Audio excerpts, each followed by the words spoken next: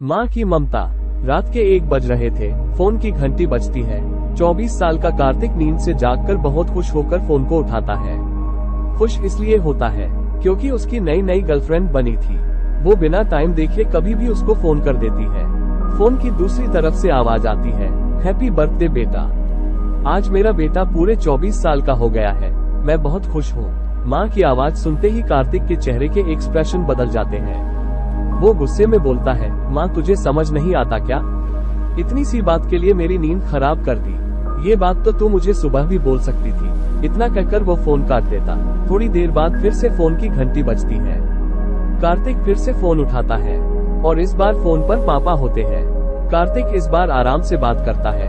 Thank you पापा, आपने मुझे बर्थडे विश करने के लिए फोन किया, वो भी इतनी रात को। पापा कहते हैं, नहीं बेटा, मैंने तुम्हें बर्थडे विश करने के लिए नहीं, बल्कि ये बताने के लिए फोन किया है कि तुम्हारी माँ बिल्कुल पागल है। वो इतनी पागल है कि पिछले 1 महीने से मुझे हर दिन तेरा बर्थडे याद दिलाते आ रही है। वो इतनी पागल है कि तू हमसे सैकड़ों किलोमीटर दूर है, फिर भी उसने यहाँ पर खुद अपने हाथों से तेरे लिए केक बनाया है। ऊपर से ये जिद कर बैठी है कि जब तक तुझे विश नहीं कर देती तब तक न खुद खाना खाएगी न मुझे खाने देगी। कार्तिक सब ध्यान से सुन रहा था और उसे ये महसूस भी हो रहा था कि उसने अपनी माँ का दिल दुखा दिया।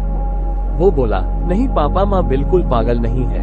पापा कहते हैं, नहीं बेटा, तू अपनी माँ के पागलपन को नहीं जानता, मैं जानता हूँ। वो तो 24 साल पहले ही पागल हो गई थी जब डॉक्टर ने उसे कहा था या तो हम बच्चे को बचा सकते हैं या आपको। उसने बिना 1 सेकंड भी सोचे बच्चे को बचाने का फैसला ले लिया और मुझे भी कसम देकर उस फॉर्म पर साइन करने के लिए मना लिया था जिस पर लिखा था उसकी जिंदगी इस ऑपरेशन से खतरे में है और अगर उसे कुछ होता है तो उसके जिम्मेदार डॉक्टर नहीं होंगे।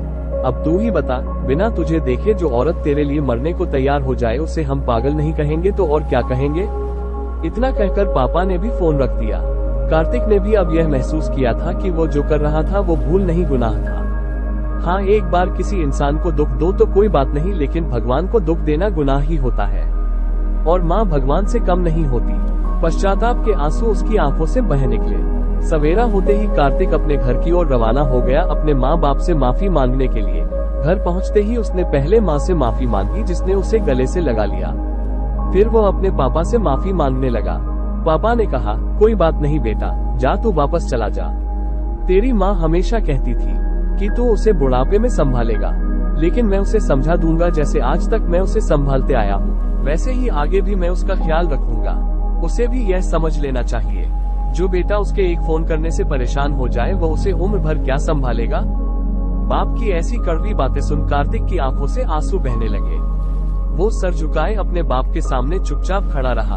अपने बेटे को परेशान देख माँ आगे आती है और पापा को कहती है, जाने दीजिए, माफ कर दीजिए, हमारा ही बेटा है।